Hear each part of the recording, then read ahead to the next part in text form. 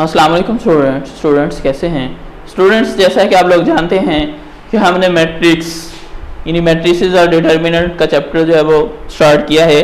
तो उसमें हमने जब लास्ट लेक्चर में मैट्रिक्स को डिफाइन किया, उसको इंट्रोड्यूस करवाया। इंट्रोड्यूस करने के बाद फिर हमने उसके कंपोनेंट्स को डिस्कस किया था।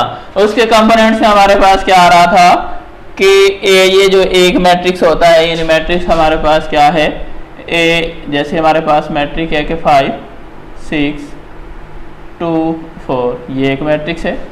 अब इस मैट्रिक्स की जो ये अरेंजमेंट है, इसको हमने क्या नाम दिया था, रो का यानी कितार का नाम दिया था। जो इस तरह की अरेंजमेंट है इनको हमने कॉलम का नाम दिया था। और ये फर्स्ट जो हॉरिजॉन्टल अरेंजमेंट है तो इसको हमने क्या कहा था कि ये R1 है, और ये वाले हमारे पास क्या हो गई, R2 हो गई। इधर जो है वो वर्टिकली अरेंजमेंट में ये फर्स्ट कॉलम है तो उसको हमने कॉलम 1 का नाम दे दिया, और ये क्या हो जाएगा, कॉलम 2 हो जाएगा। ये वाली जो डिस्कशन है ये हम लास्ट लेक्चर के अंदर कर चुके हैं स्टूडेंट्स। अब हम इसको बेस बना के इस कंसेप्ट को आगे लेके चलते हैं। तो इसके बुनियाद पर हम जो है वो आज डिस्कस करेंगे order of matrix. Order of matrix, order of matrix में कि अगर हम ऑर्डर ऑफ मैट्रिक्स के मुराद कॉलम का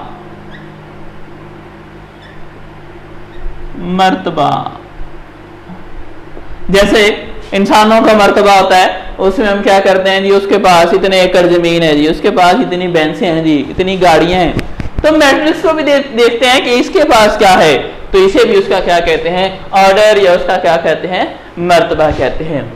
ये स्टूडेंट देखिएगा, ये रो, ये कॉलम, अगर हम नंबर ऑफ रोज को m से जाहिर कर दें और नंबर ऑफ कॉलम्स को हम क्या कर दें, n से जाहिर कर दें, तो ये दोनों मिलके क्या कर देंगी, ये इस मैट्रिक्स के ऑर्डर का तयन करेंगी, कि स्पेसिफाई कर देंगे कि इसका ऑर्डर इतना है। तो फिर इसकी डेफिनेशन बनती है, the number of rose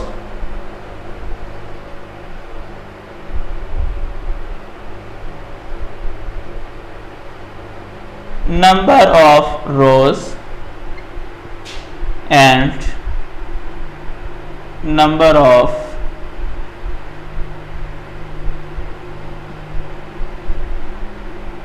numbers of column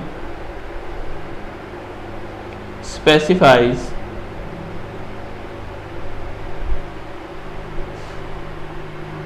the order of matrix।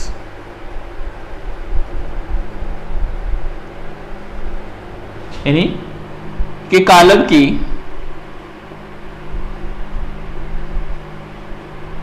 कितारों की तादाद और कॉलमों की तादाद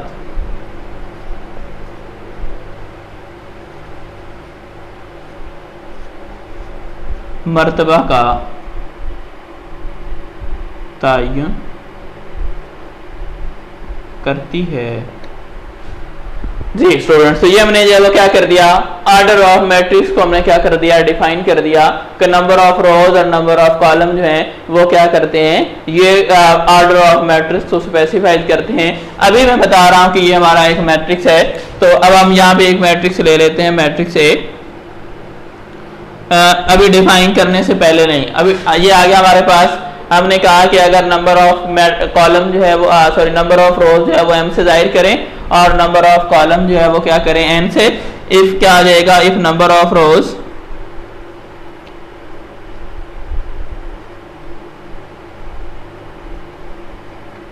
इज इक्वल टू m और नंबर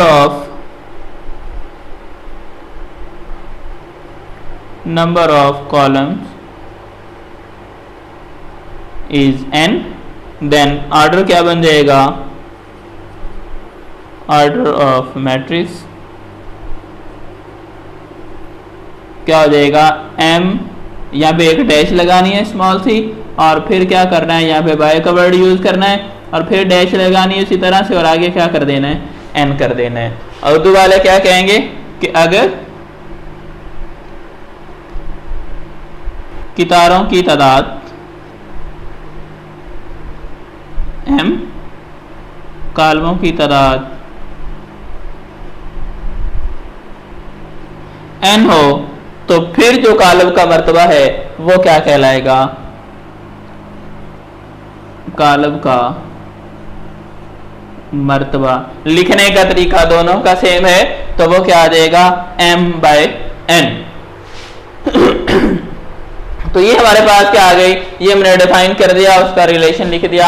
अब देखिए स्टूडेंट्स, ये एक हमारे पास जो है वो मैट्रिक्स यहाँ पे है, और इसमें देखिए तो कितारें कितनी हैं? 2, और कॉलम देखें तो वो भी हमारे पास 2 हैं। तो फिर हम कह सकते हैं कि ऑर्डर ऑफ ए जो है वो क्या है हमारे पास?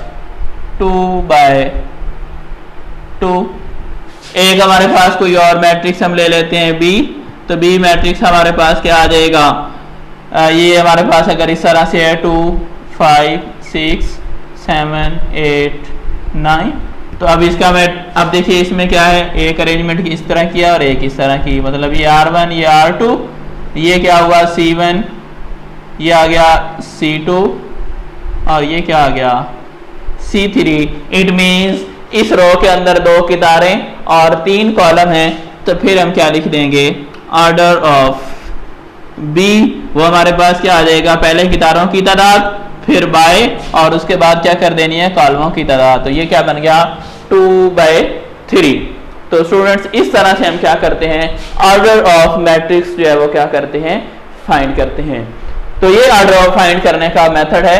अब अगर हम एक्सरसाइज 1.1 का क्वेश्चन नंबर 1 देखें, तो वहीं पे भी कहता है find the order of matrices, के जो मैट्रिसेस गिवन है उनका हमने क्या करना है? ऑर्डर फाइंड करना है। तो अभी हम उससे कुछ पार्ट्स लेके उनको सॉल्व करते हैं।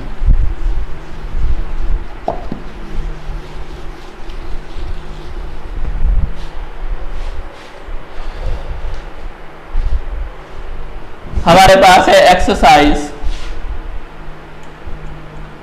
1.1 question number 1, find order of matrix. अब इसमें देखिएगा तो हमारे पास डिफरेंट मैट्रिक्स दिए गए हैं। एक मैट्रिक्स हमारे पास दिया हुआ है ए मैट्रिक्स में हमें एलिमेंट्स दिए गए हैं 2, 3, -5, 6। अब देखिए स्टूडेंट्स, हॉरिजॉन्टली इसमें अरेंजमेंट कितनी है? 2, और वर्टिकली भी 2 हैं। तो अब क्या कर देंगे? हम लिखेंगे कि order of A is equal to 2/2। इसके अलावा हम और कोई मैट्रिक्स ले लेते हैं। मैट्रिक्स सी दिया हुआ हमें, सी की अरेंजमेंट इस तरह से है 2, 4।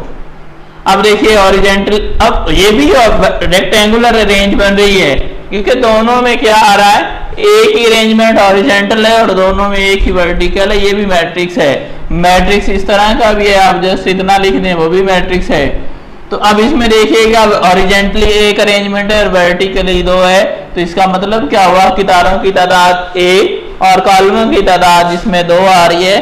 तो अब हमारे पास आ जाएगा ऑर्डर ऑफ सी, और ये कितना बन जाएगा? 1/2। ये हमारे पास इसकी जो है वो क्या आ गया? इसका ऑर्डर आ गया। अब अगर हम जो है वो ले लें, हमारे पास एक मैट्रिक्स ई दिया हुआ है। ई में हमारे पास जो एलिमेंट्स हैं वो हमारे पास हैं ए, बी, सी, डी, ई, एफ। अब इसमें देखें तो ये जो है वो हॉरिजॉन्टली 1, 2, 3 अरेंजमेंट है। आई मीन 3 इसमें नंबर ऑफ रोज हैं, और वर्टिकली जो है वो इसमें अरेंजमेंट में कितने हैं? 2। तो कॉलमों की तादाद है वो हमारे पास कितनी है? 2। तो अब क्या आ जाएगा? Order of E is equal to क्या आ जाएगा? 3/2। तो स्टूडेंट्स ये हमारे पास मेथड है गिवन मैट्रिक्स का ऑर्डर फाइंड करने का। तो आज के इस लेक्चर के अंदर हमने क्या किया? ऑर्डर ऑफ मैट्रिक्स फाइंड किया। जी स्टूडेंट्स, आज तक यही मिलते हैं नेक्स्ट लेक्चर में। ओके, अल्लाह हाफिज़।